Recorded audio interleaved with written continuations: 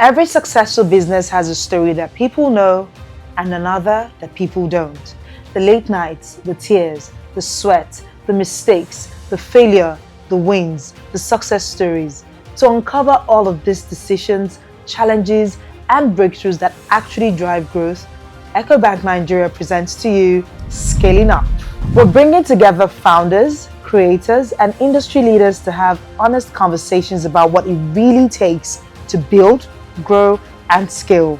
No fluff, no filters, just practical stories and insights that you, yes, you can actually use. So get ready to learn, be inspired, and hear the stories and journeys behind these brands. Scaling Up, powered by Ecobank.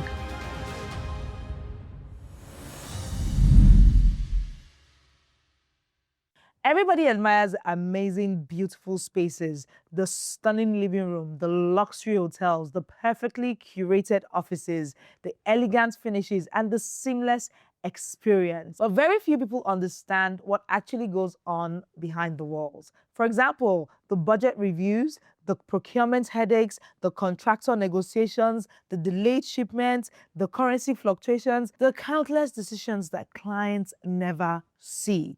Because in design and construction, a project can look successful on the outside while quietly losing money on the inside. Welcome to Scaling Up, powered by Ecobank Nigeria. I'm your host, Maima, and on this podcast, we sit with Africa's most influential leaders, creators, and entrepreneurs to talk about the ways they've been able to handle growth, impact, influence, and longevity. And on today's conversation, we will be unpacking one of the most important conversations for entrepreneurs, creatives, and project-based businesses. Our topic today is the hidden cost killing your profit. Why do some businesses generate impressive revenue yet struggle to retain profit? What mistakes quietly erode margins? And how can entrepreneurs build businesses that are not only beautiful, but financially sustainable? Joining us today is an entrepreneur who has built a reputation at the intersection of design, architecture, and luxury interiors. Ladies and gentlemen, please welcome Adewunmi Adegbola. You're welcome, ma'am. We're happy to have you. Hi, happy to be here. Awesome. So we're just going to dive right into it. Before the luxury spaces, successful projects, and industry recognition, what did your journey into interior design and architecture look like in the beginning? Yeah, I'm glad I have gorgeous spaces that are what we see now, but I'm not gonna lie, this was not my background at all. Like absolutely not my background at all. I mean, it can't be. I mean, Yoruba girl born in Ibadan. My dad was like, there was no chance of that. Is you know how it was, doctor, lawyer, accountant, exactly. So we all had the same story. So my background was actually in accounting, and I went all the way through to, and I started uni in accounting. I remember by like second semester of my first year, I was like, This is not for this is me. not what we're going to do. So I thought, oh, daddy's little girl, last born. I'm just going to call him and be like, why, daddy? Have this new thought. Let's just have it. And he said, I don't understand. You want to quit my child? And he said, I did not give birth to a quitter. So you finish this one. Then we can talk about this, your carpentry dreams. Carpentry dreams. God bless him. But wow, carpentry dreams. I just said, fair enough. So I saw that through. But I was dedicated the whole time. I didn't fail, but I actually barely passed. I can't lie. Because the whole time I spent turning my room around, changing my bed, Elevating your space. elevating my space, theming up my room. The worst and most embarrassing themes. We all had that phase in life. Playboy pillow, Playboy duvet, Playboy everything. Pink pillow, like it was always a season. So I was like, okay, I definitely have a passion for this thing, and I'm just not going to let this dream go. Finished the degree to satisfy him, and then he was talking about ACC, and I was like, come on, that was not the deal. But he was adamant, and I found somebody that was willing to take a chance on me, even though I had no understanding. So the journey, it took a lot of guts, but it actually took the support of people that'll take one look at you and just be like, you don't know anything, but you can. Let's give you a shot. Do you know what I mean? Let's give you a shot. I knew absolutely nothing, and I just needed an opportunity. A Yoruba man wants to see that there's money in this thing, right? So that was the only thing I could use to get him to change his mind. Just there's actually money in this industry, because there's this lady in Lagos I work with her. She makes big money, big money. I promise you that. That was literally the language you understand. Whether she was making big money or not, or second, you just tell him that she has company, there's building there. And then that was that. So I worked with her straight after uni through my NYSC until I then got allowed to go back to school. I did lie that I was doing the ACCA, but yeah, I told him in the end that that never happened. I just kind of... Did he break his heart? No, because at the time it was now clear that, okay, this is my child and she has coconut head, just like me. And the girl said about 4 or 5 years ago that this is what she wanted to do, and we're still here. It's not going to go away. So yeah, I went back to school. I was also willing to go back to school. I wasn't very old when I decided, or when I finally got the chance. I was 23. So it was a good time. It was adult education, if you call it that, because at that time I was done in uni. I'd been done in uni about 2 years, but I went back to school. I studied it. I came back to I really, really wanted to work somewhere. You know, I had all these Oyinbo dreams of an interior design department in an architectural development or an civil engineer company where they build all these nice buildings in Korea, and they have this whole architecture department that makes it all fun. I had such big dreams of having my own office and looking into the water. But yeah, nobody wanted to handle it. They're like, oh, we do it all in-house. We have a team, we have some architects. I'm like, it's not the same, I promise. And then one of my friends again took a bet on me. He was like, look, I'm getting married, you're going to do my house, but I'm not going to pay into your personal account. So I registered a company before Siriano that was just me. Set that up just really for the purpose of my friends wanted to give me chances, do my small room, do this, do that. But they were just not going to put down, because that would just make it a business. Why not? Makes it more professional. Yeah, so long before the structure and the glitz and glam that Siriano looks like it is, there was Adewunmi alone running Lux Spaces. Awesome, awesome. Many people usually assume that once a project budget is large, the designer has cashed out. That's likely you've made a significant profit. How different is that perception from reality? So, I mean, I will not even speak. I'm the one speaking, but I'm obviously representing a whole brand and a whole team of people that are behind me. And even with that staff strength, of our core team and like the contract staff and all of that, there's really only so much that one company can do, isn't there? Do you understand? Even in a bank, I'm sure that there will be things that are offered to your clients. Maybe it's investment opportunities, but you have to sort of partner with larger companies. Maybe it's you're doing property investment. You will have to partner with people that are going to build the property. So you tell your clients in the bank that, oh, this investment is going to be X, Y, Z. It sounds more than the one that you do with the bank at 2%. But yeah, I'm bringing more people on board. So that's all a larger budget is. There's only so much that my team can do. When people bring you a larger budget, it's because they have a larger scope. It's not just my budget is now 200 times what it should have been, but I now want 200 times less. They want 200 times more work. They just don't want to talk to 200 times more people. And they only want to talk to the one Siriano or the one Adewunmi that then speaks to all these others. You just talk to them. But what that means is that all those people's mistakes are my problem as well. They're responsible for that. My responsibility. So you're the one that brought that company. So me, I don't want to hear anything. I don't want to hear variation. It's going to come out of my profit because you said that you had the people and partners that you work with that can do this thing. So that's the way that a larger budget looks like. Sometimes it's actually less profits because you're taking responsibility for so much more. And the only face behind that so much more is you. So everybody messes up and you're the only person that the client is going to say, I trusted you. Amazing, amazing. What are some of the biggest hidden costs that clients never see? Oh, sweat equity, man. Sweat equity. Oh my God. I think that the day that I started to understand that my time and my sweat is worth so much more than I built for it is when I realized that you will simply never know everything else because clients only see what they can see, right? So you bring a table, you bring cement, you bring sanitary fittings, you bring their tiles, you deliver items to site. Somebody had to go to the market countless times. Somebody had to talk to suppliers. You want to, Spanish tiles from Spain. Somebody had to make those calls, speak to them. Sometimes you're speaking to Italians that you have language barriers with, and you have to figure out a way to bring the English down, and they have to figure out a way to match their Italian English in a way that we can both understand. You didn't pay, you didn't have to do any of that. You were just on a cruise with your family and told me that by the time you come back from summer, your house should be done. Everything that it takes is beyond just the things I brought for you to see. There's so much. I've called this guy, we've gone to the market a few times, we still can't find what we want. Let's check this. Even something as basic of you lie down on your bed and you're not moving your body, but you're searching on Google, that's data. That's data, that's your brain, that's energy.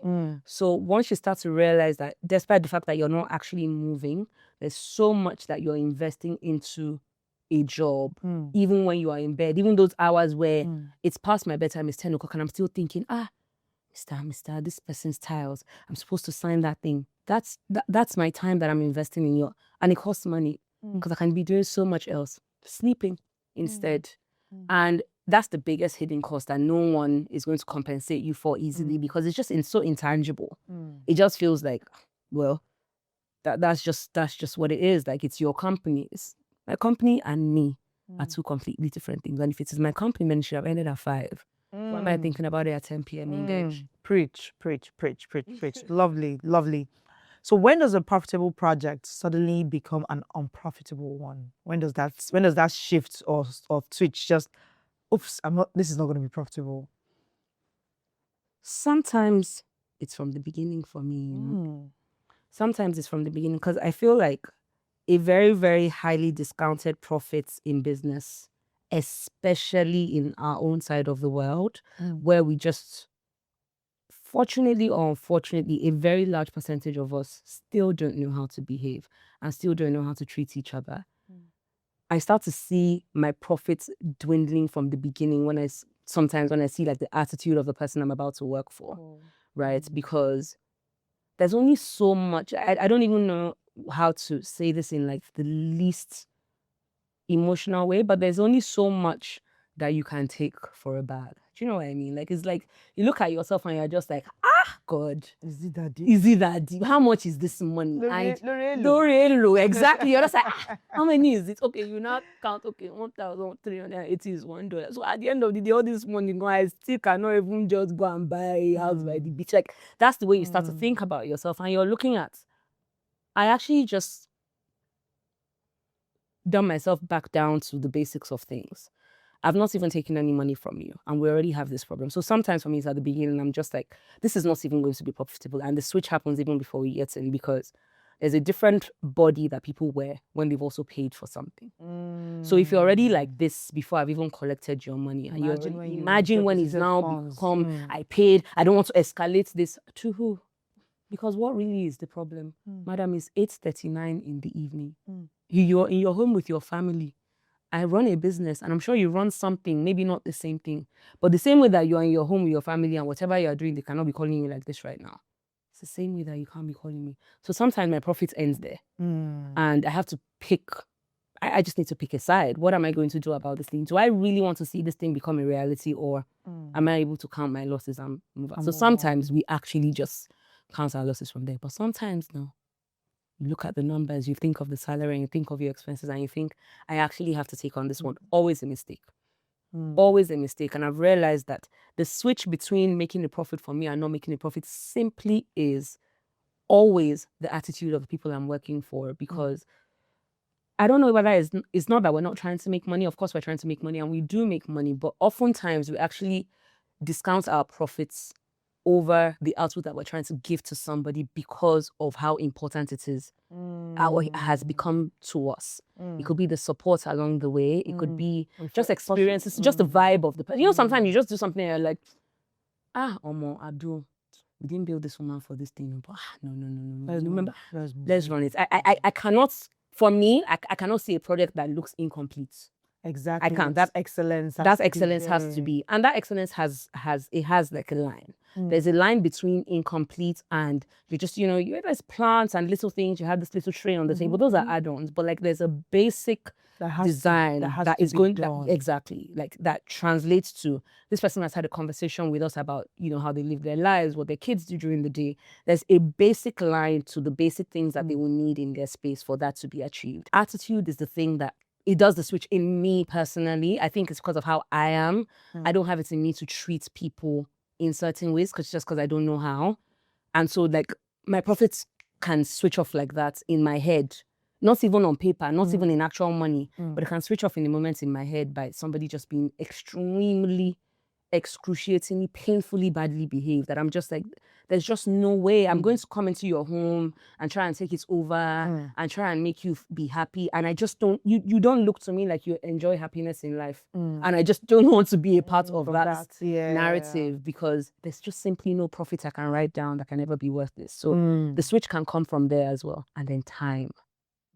And then time, you just see yourself, we're still going, we're still here, we're still going to this side. And then some days I just wake up and I just go on Slack and I'm just like, wait, this Slack channel, you are still talking inside this place about things. And then that can switch me off as well. So yeah, time and attitude. Attitude mainly. I'm not going to lie, mainly.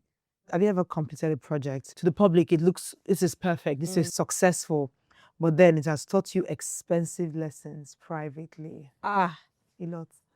How much time did you say we had? Oh my God. Take your time. But everybody's seeing the project like, Siriano did this, lovely, it's amazing. But then you're counting it like, this one hits me hard. Do you have this twice a year? At least twice a year. At least twice every year. And sometimes it's the one that gets the most publicity, you know? The one that is all over, and you're so excited about it. I don't want to say you do it for the wrong reasons, but it's either this big name behind something that seems like a big name that you should get behind. So you're doing it for the exposure. Even from the beginning, like I said, the attitude was not right at the beginning, but you look at it and you're like, this person will be a really good person. Referrals can come from this. This brand is a really big brand. It will be so good for us to be associated with them and to have said we did this work for them, or we did their office, or we did these things. I promise you, it never ends well. It never ends well. And it's almost like, okay, no, let's do it. Because I have a partner, one of us is almost always like, guy, I wish we will agree in the end. It's like, look, if you're not saying no with me, that means that we're not saying no. 50% is, you know, that it doesn't work. So if I'm like, do you really think that this guy, like, and he says, I want to try it out. So we're trying it out. If one person says we're doing it, we have to do it. Like, one person does not have veto power to pull out of something, which is an amazing relationship that we have. So we almost always find ourselves, you know, it's two people, we're young, we have a very young team. I can't let them down. I can't just be like, well, married or me with my, you know, little company and my co-founder role. I just don't want to do that. So sometimes I'm like, you know what? Okay, let's put our hands in it. But I want you guys to know that I have this reservation for this reason. By the end of the project, they'll be like, yeah. We see what you saw. You were right. But finished it. And the most important thing is that the praises that we're receiving from the people, and I saw the comments on the post, it is nice. Versus something. But you know, you look at everybody and everybody is so a little less in small ways. And I'll come out of the office just to like banter with them, and I'll literally see one of the interior architects that was working on the project. He would just be sprawled on we have like a lounge, a tiny little area with a sofa where you can just chill, because, I mean, it's not that deep. We're a very, very friendly team. So you need to breathe, go and stand outside and take a breath. Like, nobody's going to die. We're not surgeons. So you can first remember that, right? You'll see him just there, just sprawled on the sofa. And I'm like, what's going on? And he's just like, oh, me, man, I'm just overwhelmed. Like, I just have like creative block. I just need a moment. And this is somebody that I have worked with for more than a year. And I'm like, you've never felt like this before, but this is almost like the second or third time I'm seeing you feel like this on this one project.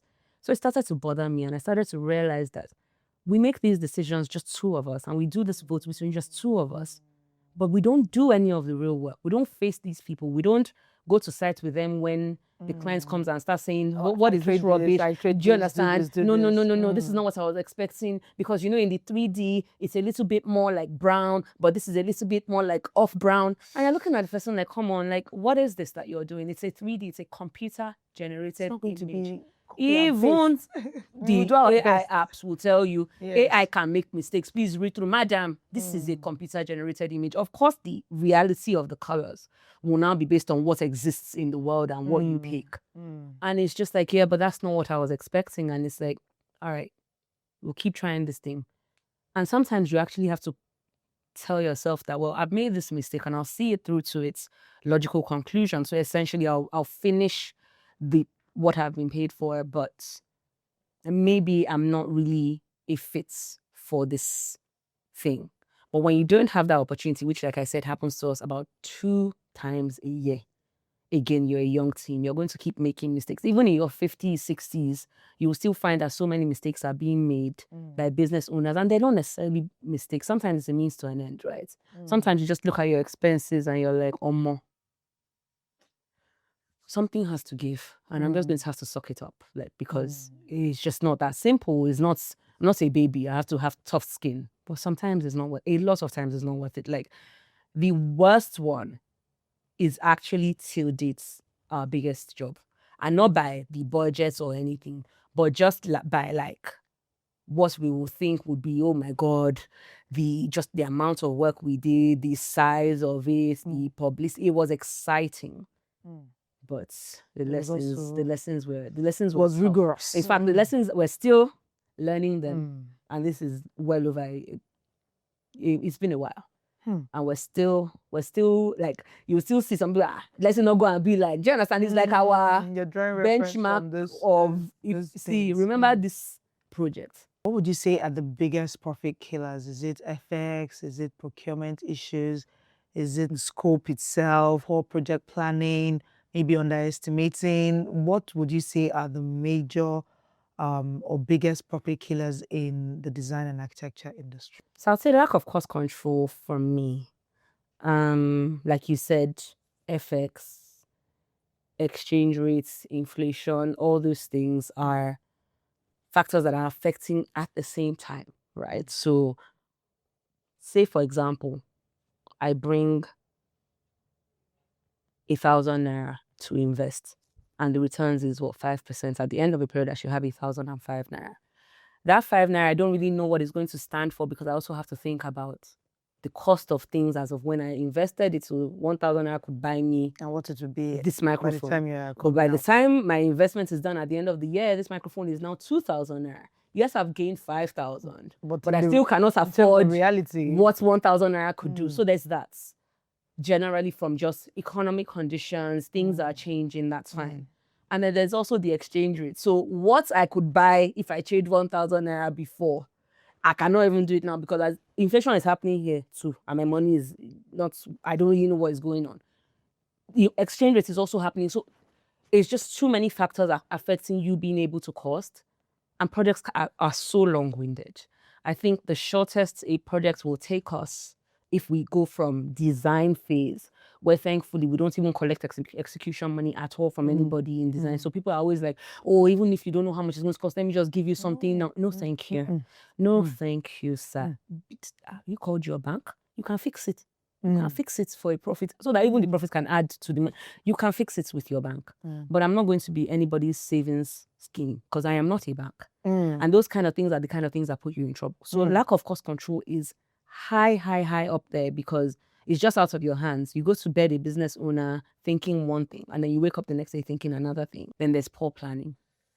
I want to say poor planning, but I don't want to say poor planning, because sometimes it's actually not your fault. It's not something you have control over. Not something you have. So, like, just the inability to plan properly for whatever reason. Maybe because you did it badly, by just not checking, or the whole team, and just not having that many layers of, checks to make sure that these things are well planned out and thought out, and the timelines are going to work, and providing enough buffers. I'm not expecting things from people that I don't expect from myself. So even when you plan, the vendors are not going to show up. They're going to tell you it's raining. And let's be realistic. This Lagos rain, crazy. Another friend of mine is in town from Abuja. She kept on saying, like, is this how you guys are doing this in Lagos? Like, this is not stopping. Like, it's tough. It's really tough. And we just need to be a bit more, like, not flexible, but just a bit more understanding. You won't do this thing. Like, just be more human. You won't do this thing. This guy will show up. He'll be wet. And you'll still complain that, oh, your clothes are wet, you're smelling. Oh, and even the quality of work might not be great, because person is not in the right frame of mind. Not that he might not. Me, if you put me inside the rain and I have to go somewhere that is not somebody's last is dying day. Yeah, That I'm not coming to come and bury somebody in the rain, and if we don't do it today, it's not going to happen. I'm really sorry, but I find this a bit unrealistic. I just do. And I recognize that those things can affect the plans that have been made for a project, but we put buffers. So if we tell the client that something is going to be done by the 25th, we're working towards the 20th. And sometimes that 25th will still spill over to the 32nd of the other month, just because there's only so much that you can do as a business owner or the person that is in the mix of it. I don't know if anybody, you watched Devil Wears Prada, the first one, and you remember when she told her assistant that, they're saying that the flights are grounded, like, call this person, somebody must have a jet that can pick me up. And it's just like, well, ma'am, jet, aerocopter, anyone that you want to have, you're not going anywhere. Force majeure. I'm not going to be taking up any arguments with Jesus Christ too. It's raining, please, ma'am. The Lord is angry. He's crying. What do you always blessing us? We shout. He's doing something, and I'm just gonna need to respect my Jesus and just be here until it slows down. Like that's what I think. The last one that I have nothing to say about it. I have no context to give. I'm just going to drop it like this hot, and we can all make of this what we will. Logistics. Need I say more? Because if I say more, I can't cry. Is it shipping things in, air freight, sea freight, whichever one it is? Is it dispatch rider? Even just the local Dispatch. logistics, take it back. Pick the up sample this, is not okay. Pick up the sample from the workshop and bring it here. Hello. I just want to let you know that I want to be on my way. Are you in this one VI? And I'm just like, all right, I'm here. And this guy goes on other delivery journeys just because you're not going to know when I come back. I'm just going to tell you that there's traffic and show up whenever I want to show up. Logistics. We're talking about scaling up, Abby. That's the whole reason why we're here. Yeah. The things that I've been wanting to do. There's levels of scaling up that I've been wanting to scale up. The whole thing is in place. Like, if you look, God, if I send a deck to you, you'll be like, me, please, I don't have much for that. How can I get involved in this thing? But you see, logistics is the reason why I would not just kick off until I figure it out. That's how much of a killer logistics is. When your daily operations feel stuck in the 90s, you know you are not scaling. Founders don't need counters, slips, or delays. They need speed, structure, and visibility. That's why we built Ecobank Business, designed for SMEs and startups that don't have time for friction. Track every inflow and outflow in real time. Manage invoices and pay bills from one dashboard.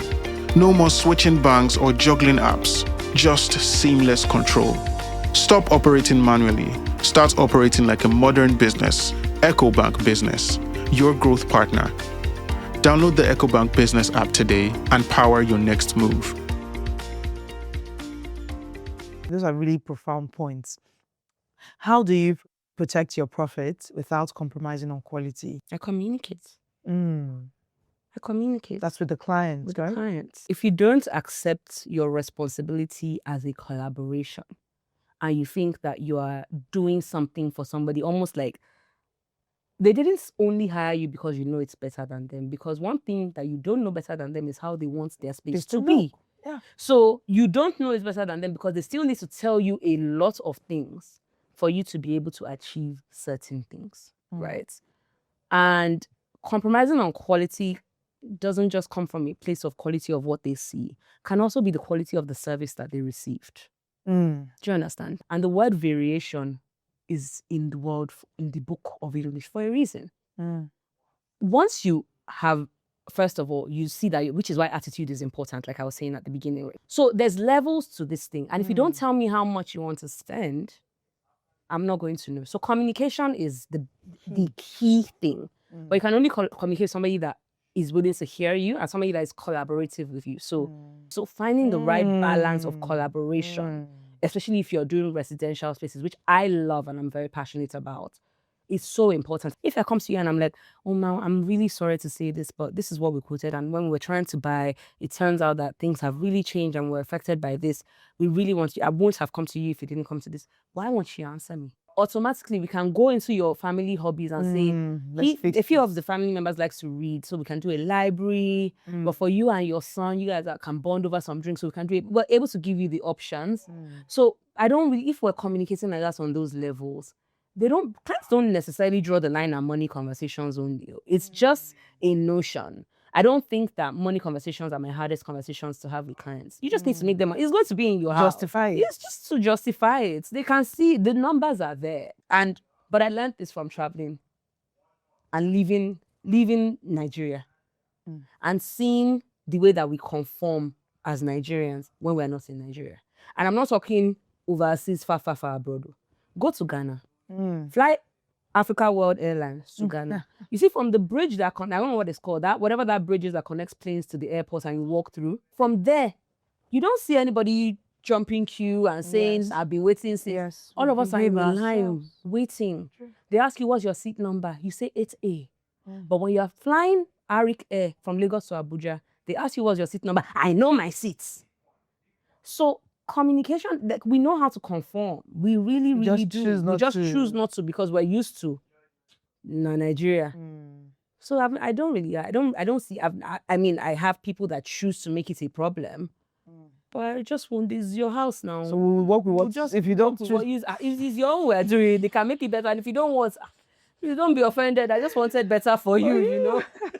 Struggle for the rest of your life if you don't leave responsibility and structure behind, whether behind when you have decided that you're retiring. I dream to retire at 40. I call it a dream because I actually aim to retire at 45. So that's my reality, but I dream for 40. I want to be able to just be on holiday and still be looking at Rihanna. It's still the exact same thing that I do to be consistent. And I can't do that for the rest of my life. I can, but I don't want to. How about that? What's one lesson every entrepreneur should learn about profit early? It's a tough lesson. It's a long lesson. It's a continuous lesson. But money in the bank is not profit. It's a tough lesson. And it's probably you need an accountant and all those things. But even with them, there's so many things that you haven't thought about or that you have just... So credits, for example, how much am I going to account for the amount of credit I spent calling an artisan for this project, or speaking to the clients back and forth, or speaking to my team on the phone about, okay, I'm on my way to site, meet me there. Those are project costs that I cannot put on paper. There are just so many people in the ecosystem that, is it my workmen in the workshop, is it their profit I can now write when they call to say, I can't write that down. But the calls were not free. Do you understand? Profit is not revenue, money that comes in minus cost of projects. So if I do a project and my bill says 1,000 naira and I spent 750 naira doing the project, my profit is not 250. Because the building that I did the project in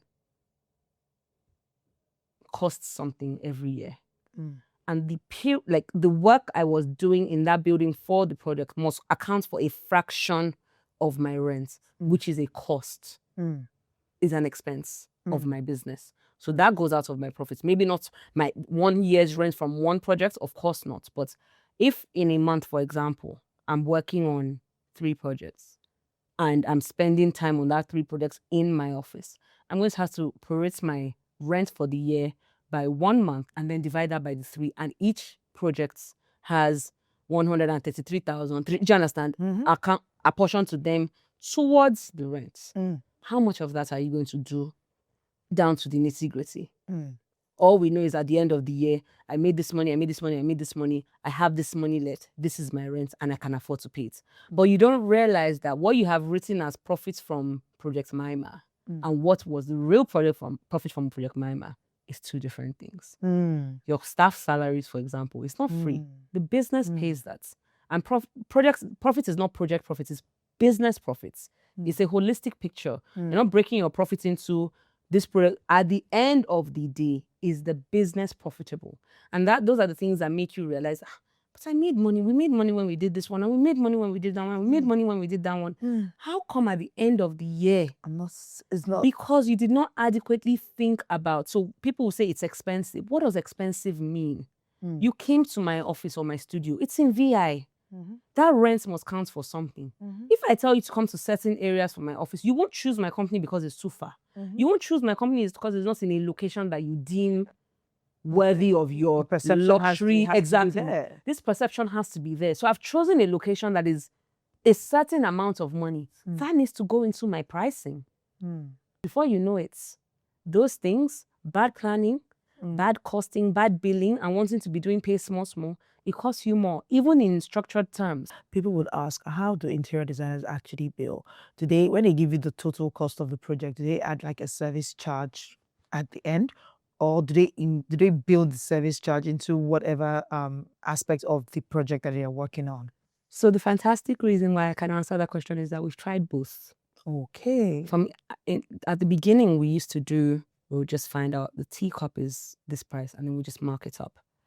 But then what happened is that we looked like we were lying, because people can actually go and find out the price of that teacup by themselves. And then it looks as if this thing is this price in the market. Why have you charged me this much? And then I realized after starting business, this is not something that a lot of people will just communicate easily, especially in these parts, just because if you don't ask for it, I don't necessarily need to give you. But going to school and going on all these excursions and all these things that they will take you to, you find out about something called trade partnerships. And trade partnerships means that the price that they will charge somebody else that goes to them that wants to buy for their house directly can be very different from what I can negotiate for myself as a trade partner. I started warming up to the idea of giving the trade partnership prices as much as possible, because I get a commission from brands essentially. So if I can tell you that I'm in the business, then I'm not going to buy from a lot of even in Nigeria. And a lot of interior designers should be aware of this, that give all these furniture companies, I know a lot of furniture companies that you go and buy from as an interior designer and say, I am in the business and I want to buy something for my product. It's not what is on the thing that they will give you. But you need to do an honorable thing and decide whether you want to be willing to give a little bit of that discount to your client and say, look, if you go to this company by yourself, this is going to be 1,000, but because I am going for you, you can buy it, they can give us a discount and we can get it for 800, 750, 900, even 990. Clients appreciate that. And all of that running around, at the end of my bill, I charge you a percentage of everything that is on your bill. Okay, so because maybe 20% of total bill, 30%. Exactly. Okay. Because that's my service charge. Those are my professional fees. That's my bill for expertise. That's what I bring to the table. That is if you could do it yourself, you didn't need to call me. Do you understand? But again, it's very, very important to share with young designers that are coming in that the cost of designing a project and your professional fees for executing a project are two different prices. The way that Siriano's billing process works, in our company, I don't know that this will work for everybody's business, but what works for us is, if you want us to design, and this is again from being burnt many, many times in the past, I've gone to a now defunct cafe that was probably one of the bigger cafes in Lagos, and they made us do this extensive design. We did the design for them when we were just coming in, so excited, we're going to do this big job, and they didn't pick us. And we were like, okay, no problem. I remember at that time we didn't have an office, and it was just Abdul and I and Korede on the team, and we went to maybe one meeting, maybe me and Abdul, me and Korede. I can't remember if it was 3 of us or just 2 of us. And we go to this cafe to just have a meeting. I'm just like, this is looking a bit familiar. Why do I feel like I've been here before? No. Yeah. No. Yeah. They used your design. They literally recreated every single thing that we submitted with somebody else. And I didn't really know anything, but we all started growing up. And then I have a friend that is a phenomenal IP lawyer. And she starts to ring it into all you're running a business, no problem. Like everything that comes out of you is your intellectual, I didn't really think, I was like, it's okay. She said, it's not okay. It's not. That made me realize that, wait, wait. Hold on a second. I came to the realization that the design is actually what I sell. It's not about execution. Do you understand? By the time you hammer onto you might have high blood pressure. Don't get me wrong. In fact, most likely you'll be seeing a cardiologist by the time you are done. But if somebody gives you a design or does the designs for you, and you're looking at everything down to the measurements and everything, surely with your husband and screaming, losing your voice every other day with a few carpenters and tilers, you can probably do it yourself. Really and truly. Execution is not where it's at. In fact, there's also too many arguments in execution about how I can go to the market and buy my tiles. And it's like, well, then go, sir. So the design is actually the core thing that we sell. And this is something that has been so difficult to explain to many, many, many, many people. And it's a continued conversation. So what we started doing is that when you want to come to Siriano for a design, when you want us to work for you, we visit your space for free. We do a site survey for free. We do a sketch and measure for free. And we send you the basic empty drawing of your space for free, along with a design bill. Good. Which comes with a clause of, well, you're paying for designs. If you decide to execute with us, 50% of the value of your design bill will be given back to you in credit towards your execution bill. Beautiful. If you don't execute with us, you let us know. You buy the designs from us, which is that we now send you an essential Bible. Every single measurement, color chart. You can be more precise. You're not stealing. That way, everybody that you want to give it the document to, if he's your carpenter, you can give him the production drawings, your lighting plan, the distance between your lights and your AC, when your ceiling plan. So if you have speakers, you're going to have your internet extenders, you're going to have lights, AC in the ceiling. We'll tell you the AC box is going to be 60 centimeters. It's going to be here, this distance. So we'll give you something that anybody that you want to work with can give it to them and they can produce a product for you. So you buy your designs from us because that is actually such a sellable product. Sometimes designs can take us up to 4 or 5 weeks. And we don't try. I know people will say now about half of those designs are AI. No, they're not. Who puts the prompts in the AI to get it? Please. Do you know how difficult it is to prompt and get accurate results? No. Sorry. This thing that you said after you, I have to say. Have AI stressed you before? Yes. This blood and me and ChatGPT fights. I'm like, what is wrong with you? I'm paying for premium. What exactly? I'm on the basic plan. I'm really sorry, Adewunmi. You are right. I know I have disappointed. So I'm like, you have disappointed. What is this rubbish? So to go back and forth with even AI on that kind of level, you're now telling me, okay, you're right. Let's assume it's AI, even though. Why didn't you do the AI in your house? You don't have iPhone. This is irrelevant. You don't have your own internet, don't have AI. Why didn't you do it in your own house? So no matter what, you will pay for the time I spend designing that thing. Word. Because I'm not going to believe that you're going to pay for. Do you know how much tiles are? And it's not my money.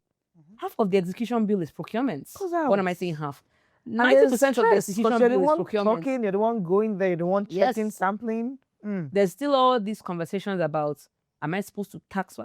But I paid VAT to them. So sometimes I will even realize that I didn't tax correctly with some things I bought from the market because as the money came into my account, that's all the government can see. You paid to Siriano. So all those things come into play where I just need to be appropriately paid. So any hidden costs, at least I'm not always crying to the bank. Word. When people talk about your work years from now, what impact do you hope it has had on the design industry? And then what do you want entrepreneurs to learn from your journey? Specifics. When people look at my work 10 years from now, I really want it to stand for a very, very, very strong turning point in Nigerian interior design. And not that I'm like a pioneer or anything. I'm absolutely not. There were many, many, many, many, many amazing men and women that set the way before I came. And there will be many after.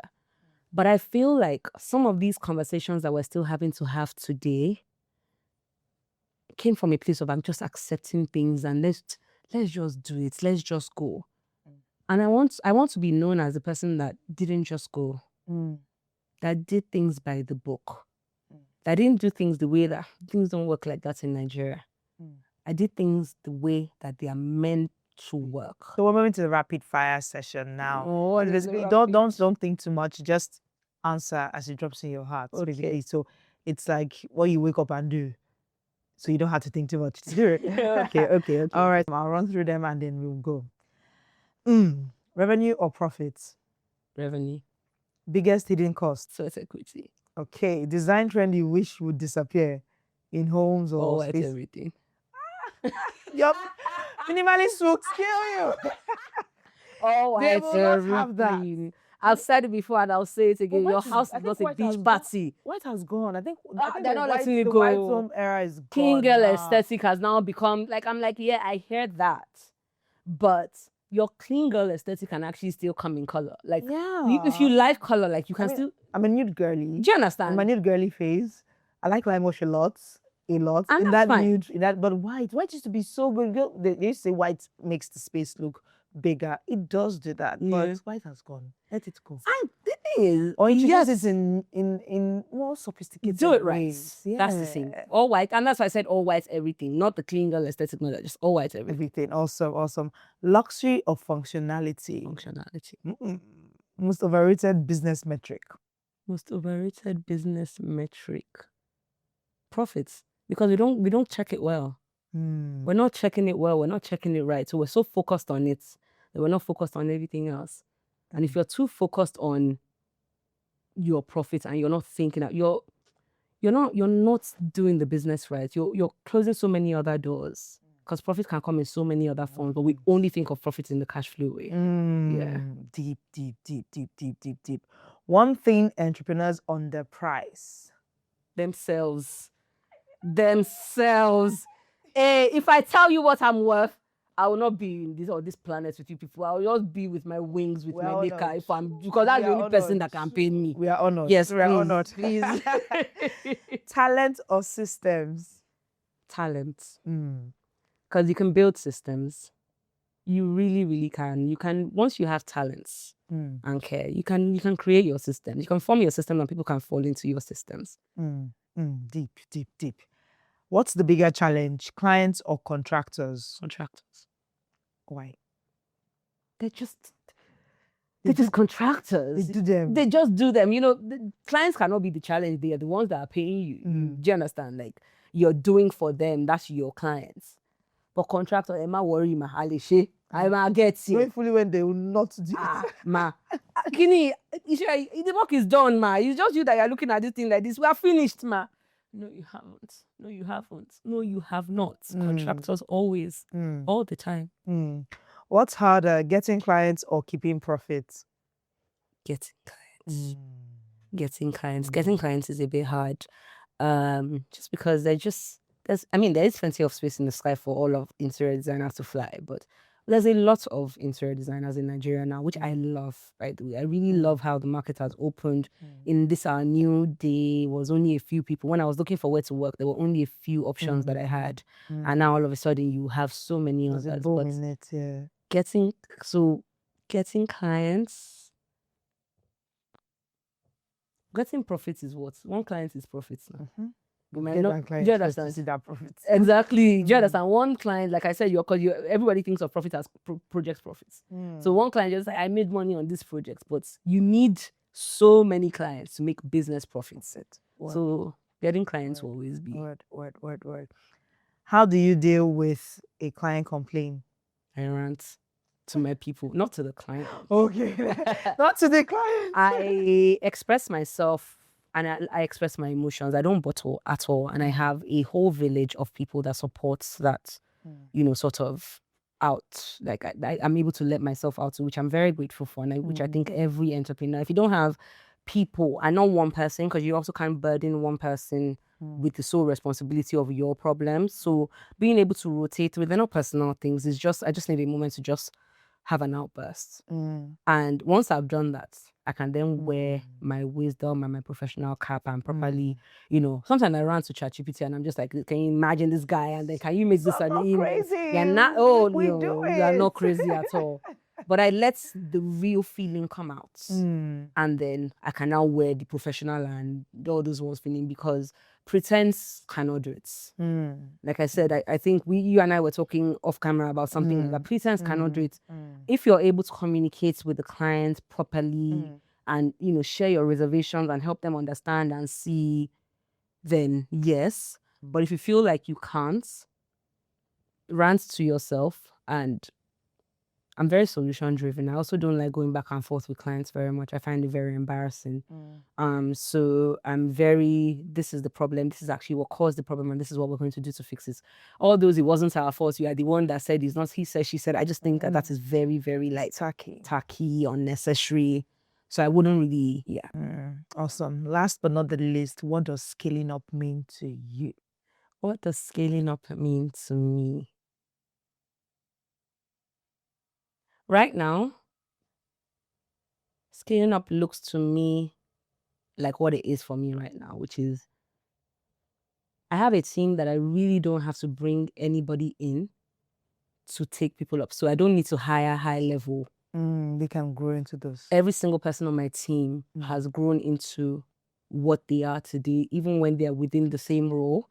I sometimes think of them on like, interior architect level 1, interior architect level 2. So the people that their roles haven't changed, but I'm like, you were level 2 before, you're like a level 4 now. That's how I think of it in my mind. So they're growing through their role, but also growing in the team. So somebody that I used to have complete, like, every time I'm like, Abdul, this guy needs to go, is now the head of my entire projects department, right? Somebody that joined us a few years ago and we just saw the trajectory of it as well. He's my head of our entire design team. So things like that is what scaling up looks like to me. Just seeing that you have built something that can grow within its own self and stretch within its own capacity without you needing to do that much more from outside.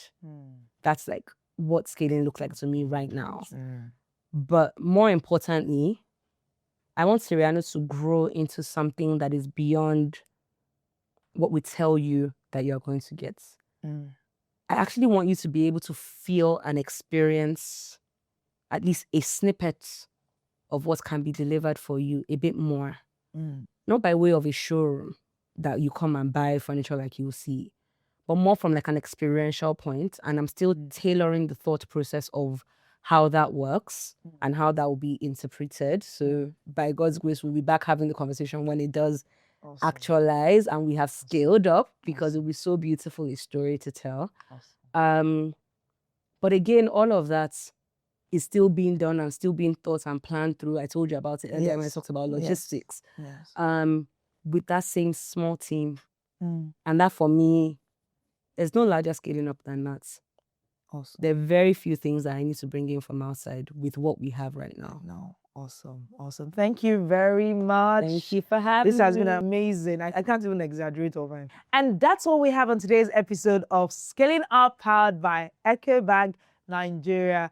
A very massive thank you to our guest today, Adewunmi Adegbola. She shared really amazing, interesting, insightful nuggets that I'm pretty sure that if you apply, you would definitely scale up. Until next time, I remain your host, Maima. Make sure that whatever you do, whatever decisions you make, you are scaling up.